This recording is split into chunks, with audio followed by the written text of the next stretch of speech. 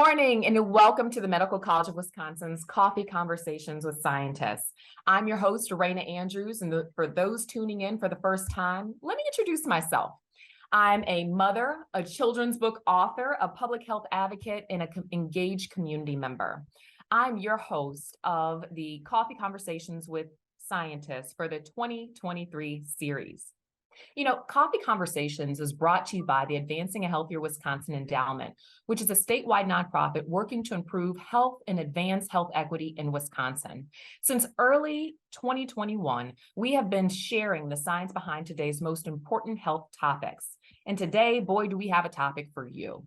So as school is out, young people have a lot more time on their hands, and I can guarantee you they probably have their devices in their hands and are tooling around and having a lot of school time. And so today's topic is timely, as just recently the Surgeon General released an urgent public health statement on the negative effects social media has on youth mental health post-COVID-19. Although social media offers the benefit of connecting people and offering an alternative community for some of the marginalized, in recent years, national surveys of youth have shown major increases in certain mental health symptoms, including depressive symptoms and suicidal ideation due to certain social media engagements. Now, today I'm joined with Dr. Jeff Karst, who is the pediatric psychologist in the Mack Fun Center at Children's Wisconsin, and he's also associate professor at the Medical College of Wisconsin. He's here to talk to us about the new cautionary effects of social media on young people. So welcome, Dr. Karst. Thank you, Raina. It's great to be here. Yes. So for those of you out there in the interwebs, we will be covering a great list of questions regarding the effects social media has on our youth's mental health. And so I encourage you all to tune in, and there will be an opportunity at the end for you to ask your questions. So be sure to type them in our chat. We'll try to get to as many as possible. So let's get started. Now, Dr. Karst, can you please summarize the Surgeon General's advisory on the negative effects social media is having on the mental health of our youth? And so what I'd really like to know for parents like myself, what are some of the key takeaways that we should really be aware of? But I think what's important is before we jump into this, like, what is social media? Is it Facebook and Instagram, or is it also TikTok and YouTube? What all is considered actual social media? To start off with is just defining this kind of amorphous construct of social media. And I have a graphic here that shows this has really evolved over time. I think initially those apps like Facebook were what we considered to be social media, and it was really restricted to maybe a few major apps and websites like that. And now this has really evolved to things like YouTube, Snapchat, TikTok, even video games that teens are playing that have this ability to chat with people around the world. So what we know is social media isn't just these, again, limited few apps. There's actually a broad range of different ways teens and youth are connecting with one another over these online platforms. So the Surgeon General advisory, I like to think of the Surgeon General warning. What is he saying about the cautionary advisements around social media? Yeah, it's a really worth reading, and I encourage people who are interested to actually look through the report because it's actually really broad. And I think the take-home message, if there's one thing that it really emphasizes, is that teens are using social media a lot. 95% of teens report that they are connected to social media, and they're using it up to 3.5 hours a day. So this isn't something that's just being used a little bit of the time. And the take-home message being, they're using social media almost all the time, and we don't really know the effects. There has been some research done, but it's always concerning when we say that something is that ubiquitous, that common in the lives of teens, and we don't really know how it's affecting them. But like you mentioned, the preliminary signs are kind of concerning. We're seeing potentially some relationships with increased depression, increased anxiety, increased self-esteem issues. So there's enough of those early warning signs of correlations with concerning mental health problems that it raises some red flags about we need to do more research and we need to better understand what these effects really are. I would agree with you. I feel like even when my son was just a wee tot, I mean, just a few months, it's like he was gravitating to these electronic devices. And when we talk about youth and adolescents, are there any particular age groups or demographics that are more vulnerable to these negative effects? One of the things that the Surgeon General's report also highlights is that this is a really individualized thing. Children develop at different times, and different ages are associated with certainly different stages of development. But what we know is adolescence is characterized by a few key changes. The brain appears to be going through sort of a highly sensitive period of development at this time. But some of the characteristics and hallmarks of teens in general is that they can be highly impressionable, they can be highly emotional, they often have a difficult time thinking about long-term consequences of their actions, and they're very much forming this sense of self-identity and trying to figure out who they are.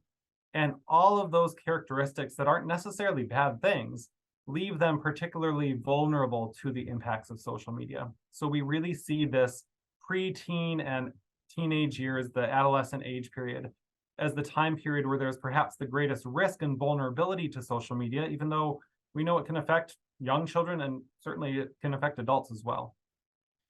You mentioned earlier that this is somewhat of a more recent phenomenon of even having this technology and having these platforms. So there really aren't any longitudinal studies around this, but have there been any studies or research conducted on the long-term effects of social media use on youth's mental health? Yeah, what we see again, first, kind of looking at this graphic, what we know is that it is being used almost constantly. And so some of the early studies are just trying to characterize what does the use of social media look like. And then the work that has been done suggests that it is associated with increased rates of depression. It is associated with increased anxiety, and certainly that we're seeing that there is almost a addictive-like nature to the relationship between teens and social media. In fact, one of the studies that I was reading through kind of regarded this. It said teens sort of interact with social media almost like a casino, where it feels like it is designed to keep them in and to keep them engaged in that social media use. And that addictive nature not only could cause some of these mental health problems, but it's also potentially keeping them away from some healthy behaviors.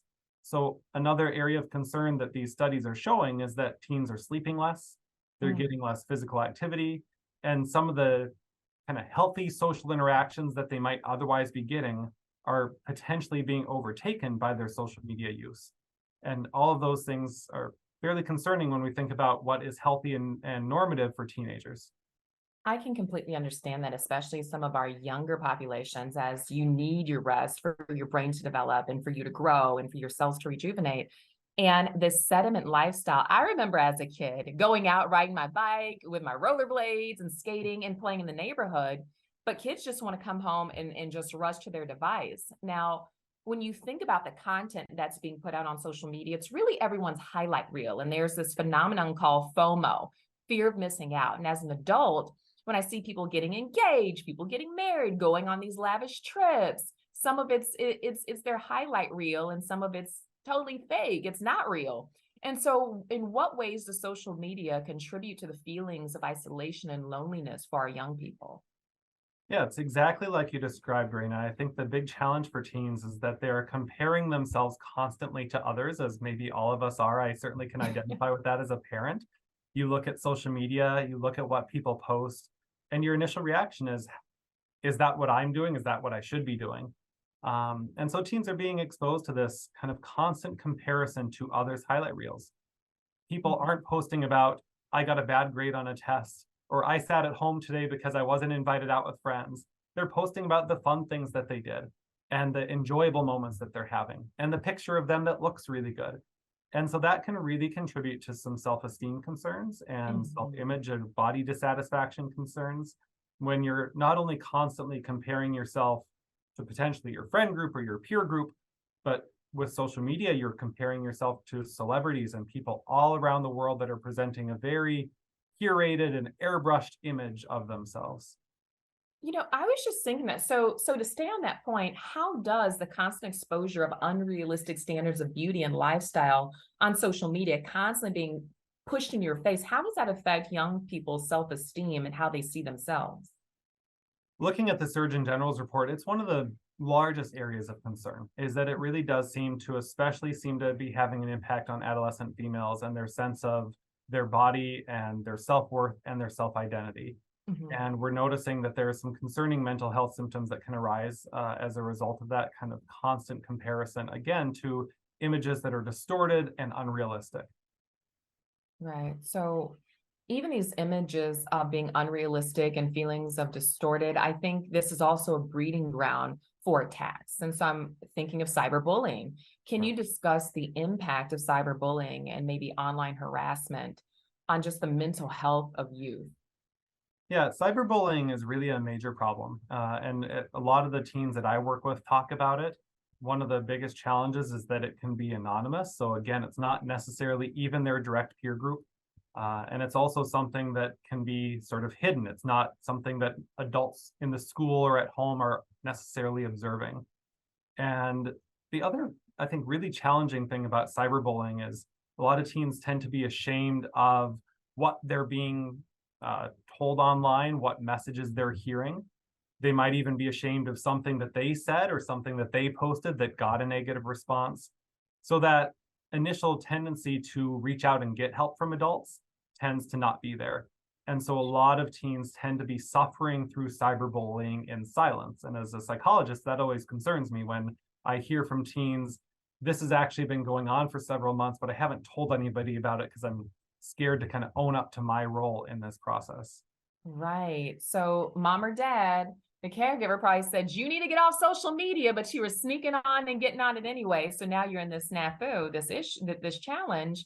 But I'm wondering, even in the phantom attacks and cyberbullying that happens and this FOMO, the fear of missing out, I'm wondering from the social media platforms perspective, are there any ethical considerations or responsibilities on the side of the social media platform side? Do they have any accountabilities for protecting our young people? Yeah, that's a big question. And one thing that's nice in the Surgeon General's report is they outline here are things the social media platforms can and should be doing. Here are things teens should be doing. Here are things parents should be doing. So there's really a set of recommendations across the board. For the social media platforms, the urge is to be more transparent about what the risks are. Just as medications have to list side effects, just as anything out there, there's this obligation to say, here's what could be problematic about use of this product. Social media companies need to do the same. They need to talk about the risk of addiction, the risk of depression and anxiety that seem to go along with frequent social media use. Yeah. And the second piece Mhm. that they really encourage is prioritizing health and safety in their design, especially minimizing the extent to which teens and marginalized groups are exposed to harmful and negative content online. So when you say really limit their exposure, aren't there sometimes parental guidelines or guardrails that you can put up? Is that what you're talking about? There are. What they're finding is that teens tend to be very clever in getting around those things. But unfortunately, also that the social media algorithms are feeding teens things that they shouldn't be. And they're Mhm. exposed to harmful, hateful content that is out there and that should be filtered, but for whatever set of reasons is not always being done so appropriately. Yeah, I'd like to think that the report wasn't all doom and gloom. So I'm wondering, like, are there any positive aspects or potential benefits of social media that can outweigh the negative effects for our youth and their mental health? Yeah, and you know what's interesting when I talk to teens, they certainly are quick to mention those things, the positives that they experience. This is really true for the teens I work with in the Mac Fun Center, children with cancer and blood disorders who are isolated from their peers during their treatment. They find it's a very helpful way to stay connected to their friends and stay connected to their school community. We also know that teens who are from other marginalized or minoritized groups, especially LGBTQ teens, Mhm. really seem to benefit from having online platforms where they can find some solidarity and some support, especially if that isn't immediately available in their immediate peer group. So there does seem to be really some benefits to social media use as long as it's sort of within these appropriate parameters and is being safeguarded in some way. Right. So it sounds like there are some pros and there are certainly some cons. And it sounds like everything in moderation, but particularly it's not only how much time you're spending online, but it's what you're spending your time consuming. Absolutely. So to that effect, what advice would you give to young people who are struggling with their mental health as a result of social media?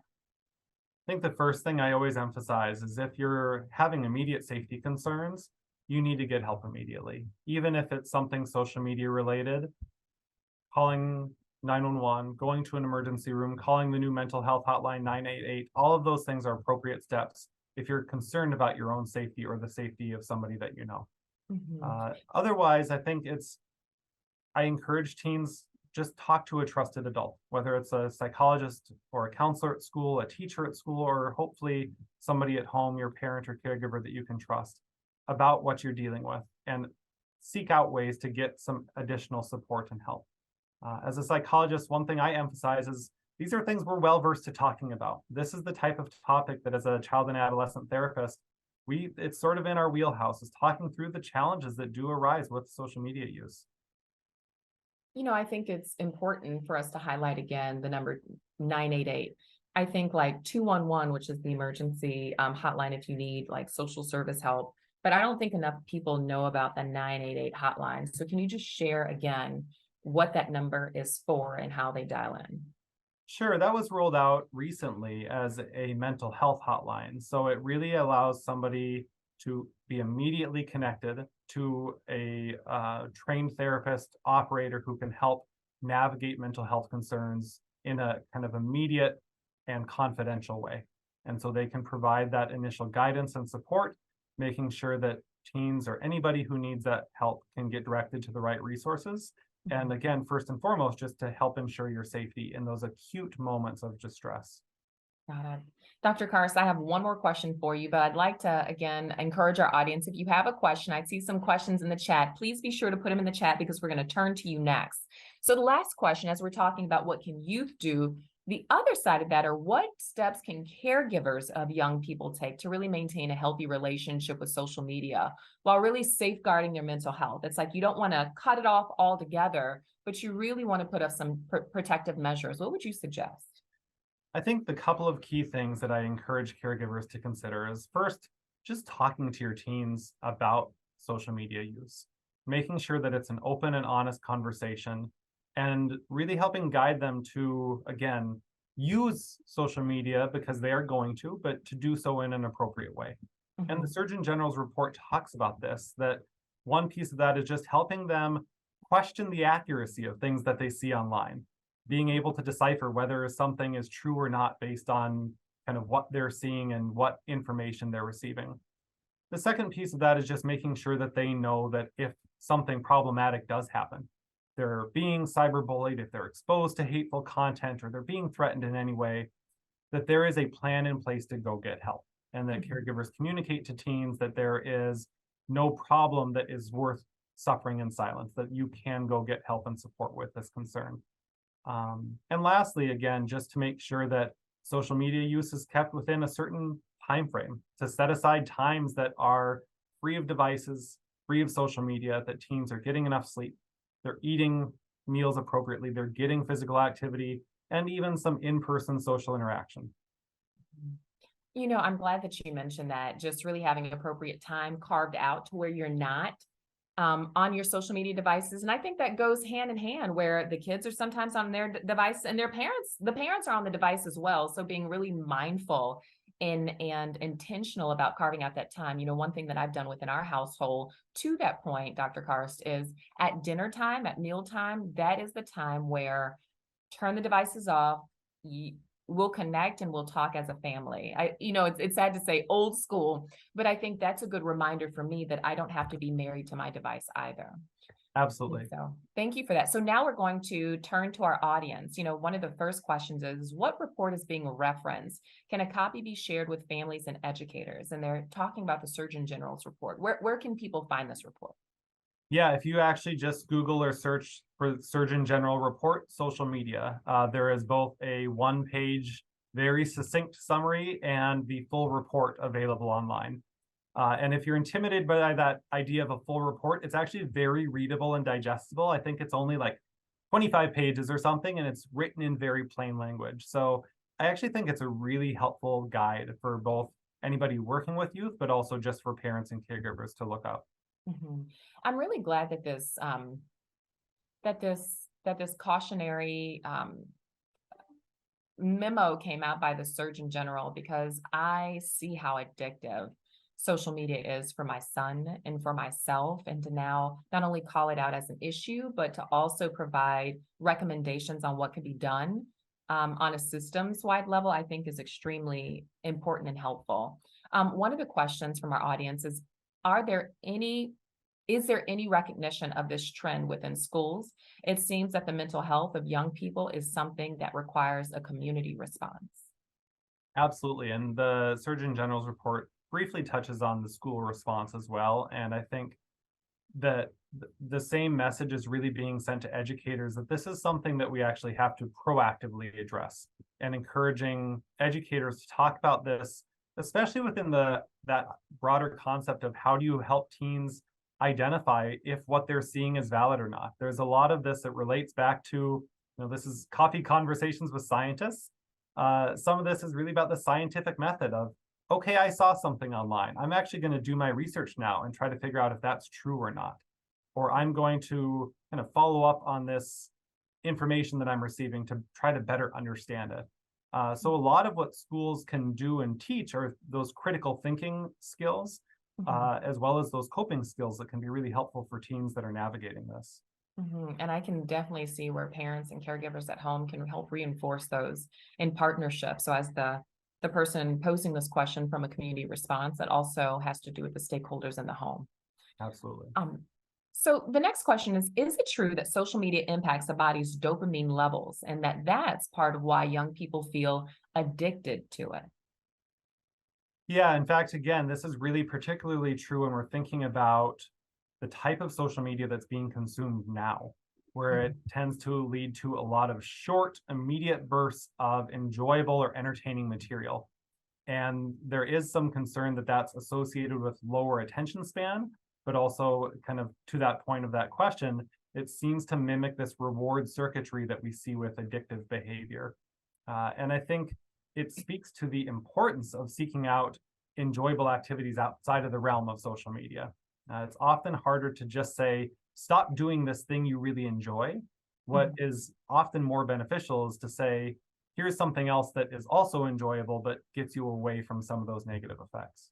Yes. So I operate in the food and the health space, and typically it's not don't eat this, eat that. They're more of health nudges, like provide foods to encourage. So we're not taking it away. It's you making those powerful decisions for yourself based on encouraging options.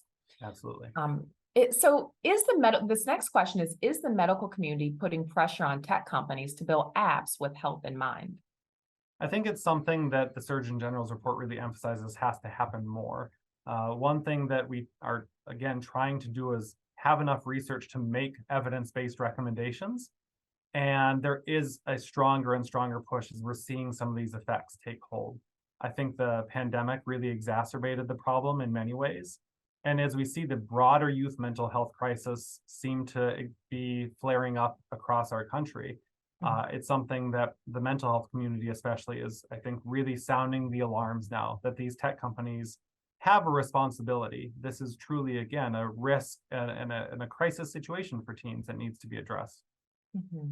One of the earlier questions asked about, is there any recognition of this trend within schools and what can they do as a community?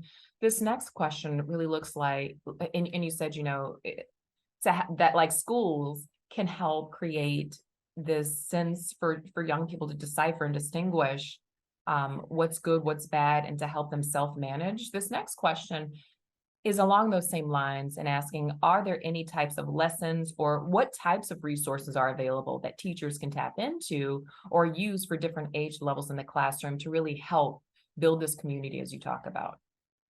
Yeah, I think there's actually, the good thing is there's quite a bit of information out there. And so in reading through the Surgeon General's report, it actually cites and references several resources and guides that are available and points to some specific kind of areas of training and education that are out there, which is really nice because it doesn't mean you have to go into this blind and just trying to help in any way that you can.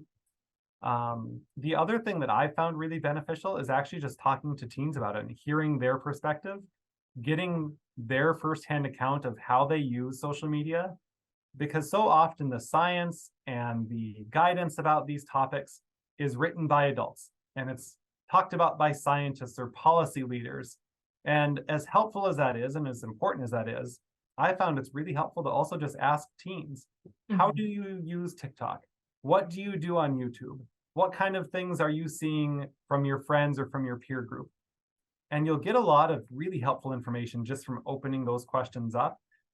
Because again, it's constantly evolving. So you always need to be having that ongoing communication with teens to figure out what the new trends are and what they're being kind of involved in and active with online, because it's always changing enough that the guidance of a year ago might no longer be relevant or as applicable today. Yes, the good old-fashioned dialogue, the Right. art of very basic communication. And Yeah. so I think this is so good, Dr. Kars. This is really rich. And one of the questions from our viewers here is asking about a criteria or some type of chart of signs that can be created for families to recognize the signs of this kind of addiction. Because I Yeah. think when you and I were talking offline, we talked about kind of surveying the young people in our life and learning that, yeah, they'll acknowledge that's an issue, but it's not really an issue that affects them. And it seems like these layers of denial. And so for parents and family guardians, how can we really recognize that this is truly a problem for our loved ones? Yeah, it's such a great point because the teen sense of invincibility also kind of rears its ugly head here, and like you mentioned, it's a common theme when I talk to teens. They'll say, A, B, and C are problematic, but it doesn't affect me, and that's sort of the constant refrain. Hmm. And I think that instead of talking about how social media is affecting them negatively directly, can also be helpful to point to, again, some of those healthy living behaviors that are or are not happening. So part of that checklist or monitoring might just be, are you getting enough sleep? You're recommended as a teenager to get 8 to 10 hours of sleep at night. Is that happening? Are you getting enough time to spend on homework? Are you spending enough time getting your recommended 30 to 60 minutes of physical activity per day? And putting some of those parameters in place can be really helpful to say, okay, if social media is impinging on or kind of taking over those other things, then we really need to limit use. And in fact, there was a study where they had teens limit to 30 minutes or less of social media use per day, and it was associated with an improvement in all sorts of mental health symptoms. Hmm. I think what you just recommended in terms of getting 8 to 10 hours of rest and really limiting your screen time, I think we're talking about in the context of our youth who are probably the most vulnerable in this space. But I think as adults, these are things that we can also adopt because I can tell you as an adult, there's a lot of anxiety that's coming out of this, of being constantly addicted to checking your email, Facebook, Instagram, your messages, text messages. And so all of these are really good tips for adults to apply themselves. Earlier we talked about FOMO, the fear of missing out, and one of the audience members wanted us to repeat it, but really expound on how this is a problem in the world of social media. Yeah. I think the biggest challenge is that what you see on social media is, by definition, crafted and meant to show one side or a very curated image of who somebody is or what somebody's experiences are. And so for teens seeing that and constantly being exposed to that, it builds up a sense of pressure. And that pressure to constantly achieve at the highest, to look their best, to perform a certain way. And that pressure really can wear down on teens over time. And again, I think we experience this as adults and as caregivers as well. Um, and one of the interesting things that I've heard directly from teens is that even when they're enjoying time on their own, when they're isolating or having time to themselves by choice, they feel like social media suddenly comes in and makes that experience negative.